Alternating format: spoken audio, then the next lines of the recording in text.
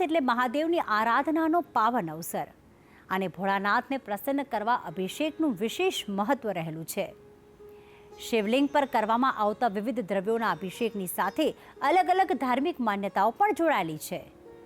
તો દૂધ, દહીં, ઘી, મધ અને બીલીપત્રયુક્ત જળના અભિષેકથી શું મળે છે અને કઈ મનોકામના માટે કયા દ્રવ્યથી કરવો અભિષેક, આવો જાણીએ ગુરુજી પ્રફુલભાઈ પંડ્યા પાસેથી. જટાટવી ગલજ્વલ પ્રવાહવાવિતસ્થલે ગલેવલમ્બ્ય લંબિતમ ભુજંગ તુંગમાલિકમ ડમટ ડમટ ડમટ ડમટ નિનાડમટ ડમર વયમ ચકાર ચંડ તાંડવમ તનોતુ ન શિવ શિવમ. જય ભગવાન મિત્રો, હું છું પ્રફુલભાઈ પંડ્યા. ભક્તિ સંદેશ કાર્યક્રમની અંદર આપનું સ્વાગત છે. દર્શક મિત્રો, આજે મારે વાત કરવી છે અભિષેકની. ભગવાન ભોલેનાથને, શિવજીને પ્રસન્ન કરવા માટે આપણે અભિષેક કરતા હોઈએ છીએ. કેમ કે શ્રાવણ માસમાં શિવજીને વધારે પ્રસન્ન કરવા હોય તો શિવજીને સૌથી વધારે પ્રિય હોય તો અભિષેક. એવું કહેવાય છે કે વિષ્ણુ ભગવાનને જો તમે અલંકાર આપો તો વધારે પ્રસન્ન થાય. અલંકાર પ્રિય વિષ્ણુ, સૂર્ય ભગવાન નમસ્કાર પ્રિય ભાનુ. સૂર્યદેવને નમસ્કાર પ્રિય છે અને શિવજીને અભિષેક પ્રિય છે. અભિષેક પ્રિય શિવ. શિવજીને અભિષેક બહુ પ્રિય છે. એટલે ભગવાન શિવજીને અભિષેક કરવાથી લાભ થાય છે. અને અભિષેક કેમ કરીએ છીએ આપણે બધા સૌ જાણીએ છીએ. કેમ કે એની પણ એક કથા છે. સમુદ્ર મંથન થયું, એમાંથી ઘણા બધા દ્રવ્ય નીકળ્યા, રત્ન નીકળ્યા અને ઝેર નીકળ્યું. જ્યારે વિષ નીકળ્યું, એવું કહેવાય છે કે ઝેર સ્વયં પીધું અને અમૃત દેવતાઓને આપ્યું. પણ ઝેરની અસર કરે એટલે શિવજીને વિષ જ્યારે પોતાના શરીરમાં ગયું એટલે બધા જ મહાદેવજીને જે ઝેરની અસર ઓછી થાય એના માટે અલગ અલગ વનસ્પતિ, અલગ અલગ દ્રવ્ય, ઠંડુ પાણી, દૂધ, દહીં વગેરે બધા અલગ અલગ દ્રવ્યથી શિવજીને અર્પણ એટલે કરે. ધતુરાનું પુષ્પ હોય, બીલીપત્ર હોય, અલગ અલગ વનસ્પતિ ઔષધિ મૂકવાનું કારણ એ છે કે શિવજીને જે કાલકૂટ નામના વિષની જે પીડા થાય છે, પીડા ઓછી થાય. આવી ભાવનાથી દેવતાઓએ શિવજીને અર્પણ કરે છે. અને આપણે બધા પણ શ્રાવણ માસમાં શિવજીને બીલીપત્ર હોય, ધતુરાનું પુષ્પ હોય, ભાંગ હોય, ભસ્મ હોય, આ બધું ચડાવવાનું કારણ એ છે કે શિવજીને જે પીડા થાય છે એ ઓછી થાય. જેમ કે આપણે શરીરમાં બળતરા હોય, ગરમીમાં ક્યાંકથી આવ્યા હોય તો આપણે સીધા સ્નાન કરી લઈએ એટલે થાક દૂર થઈ જાય. તેમ ભગવાન શિવજીને એમની પીડાને ઓછી કરવા માટે અભિષેક કરવામાં આવે છે. હવે અભિષેકના પણ અલગ અલગ મહત્વ છે કે શાસ્ત્રમાં એવું પણ લખ્યું છે કે કયો અભિષેક કરવાથી શું લાભ થાય. લિખ્યતે ચ મયા દ્રવ્યમ અભિષેકાત્મકમ પરમ જલેન વૃષ્ટિ વ્યાપનોતિ વ્યાધિ શાંતિ કુશોદકૈ. ભગવાન શિવજીને અભિષેક કરવાથી અલગ અલગ લાભ થાય છે. તો કયું લાભ કયા દ્રવ્યથી થાય? હવે ભગવાન શિવજીને જે લોકો ઠંડા પાણીનો જલથી અભિષેક કરે છે તો એને શું લાભ થાય છે? સૌથી વધારે દિમાગ લોકોના ગરમ બહુ જલ્દી થઈ જતા હોય, જલ્દી ગુસ્સો આવતો હોય. હવે ગુસ્સો આવે એટલે ગુસ્સાને શાંત કરવા માટે તમે શિવજીને ઠંડુ પાણી અર્પણ કરો ને તો એનાથી તમારી બોડીમાં જે ગુસ્સો આવતો હોય એ શાંત થાય છે. બીજા નંબરની વસ્તુ, જલથી થતા રોગ.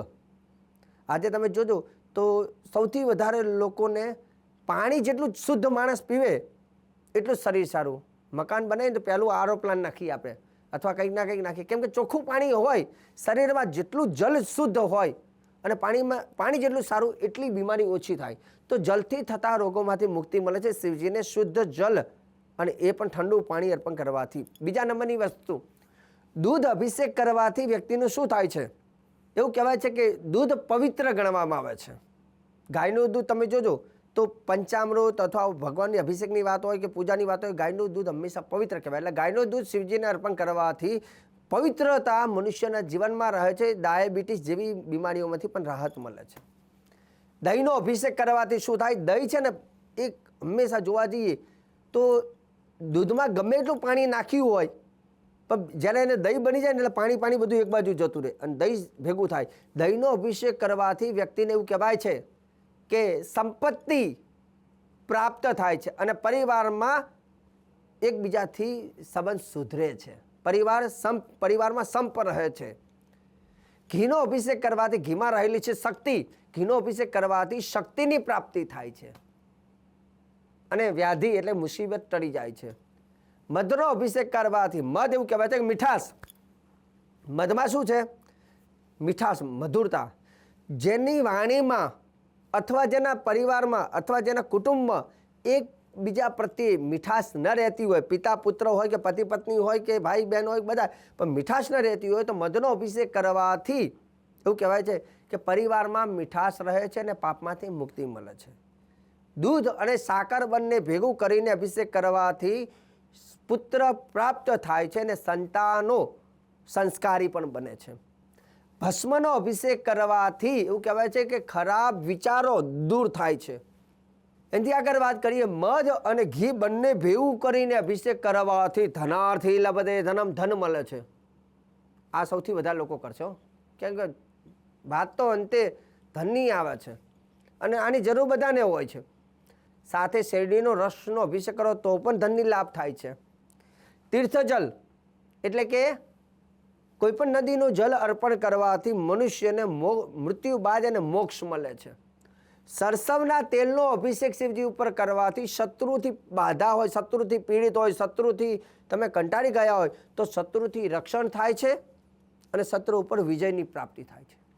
દર્ભજલ એટલે કે લોટાની અંદર પાણી, એમાં દર્ભનો ટુકડો નાખી શિવજીને અભિષેક કરવાથી રોગ, ઘણા લોકોના બોડી હોય કે એક રોગ મટન બીજો ચાલુ થાય, બીજો મટન ત્રીજો રોગ ચાલુ હોય, તો દર્ભનો અભિષેક જો તમે કરો છો તો શું થાય? તો કે રોગમાંથી મુક્તિ મળે છે. કાળા તલની વાત કરીએ. કાળા તલનો અભિષેક કરવાથી મનુષ્યની પ્રગતિ થાય છે. કાળા તલ, એક લોટાની અંદર પાણી ભરવાનું, એમાં કાળા તલ નાખવાના અને કાળા તલ શિવજીને અર્પણ કરવાના. તલ યુક્ત જલ, એનાથી પ્રગતિ થાય છે. ભાંગ, હવે ભાંગની વાત કરીએ તો આપણે જાણીએ છીએ ભાંગની તાકાત શું છે, અને એવું કહેવાય છે કે ભાંગ શિવજીને બહુ જ પ્રિય છે. એટલે ભાંગ જો શિવજીને ભાંગ ચડાવવામાં આવે તો ભોલે બાબા બહુ જ પ્રસન્ન થઈ જાય છે, કેમ કે એમનું મુખ્ય પ્રસાદમાં ભાંગ ચડે છે. ભાંગનો અભિષેક થાય, ભાંગ પ્રસાદમાં પણ શિવજીને અર્પણ કરી શકાય. હવે વાત કરવી છે અત્તરની. અત્તરનો મતલબ એવો છે કે અત્તર એટલે સુવાસ, અત્તર એટલે સુગંધ. અત્તર જો શિવજી ઉપર ચડાવવામાં આવે છે તો એનાથી શું લાભ થાય છે? તો ચારેય દિશામાં એની સુવાસ, એની સુગંધ એ ફરે છે. અત્તરનો અભિષેક શિવજીને કરવાથી તમને ચારેય દિશામાં તમારી યશ, માન અને પ્રતિષ્ઠા તમારી વધે છે, તમારી વાહવા થાય છે.